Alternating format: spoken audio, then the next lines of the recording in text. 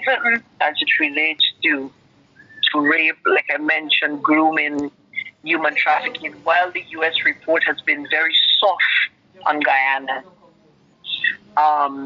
in my opinion, these things speak to it.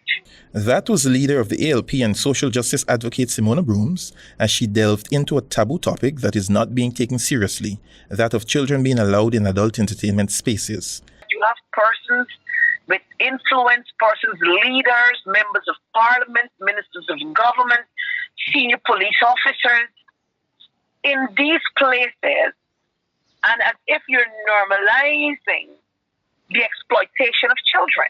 The social justice advocate believes that for far too long, the scourge of minors entering adult entertainment spots and authorities turning a blind eye.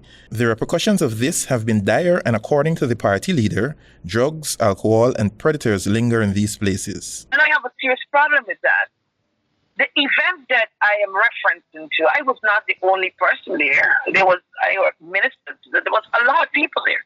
And in this instance, you have to go through main entrances. She is calling on the relevant authorities to take this matter seriously and ensure that the laws are enforced and that proprietors who allow minors in their entertainment space be held accountable for such actions. To note that you have these little children, not at the back, in some cases only in the crowd, but right up in front.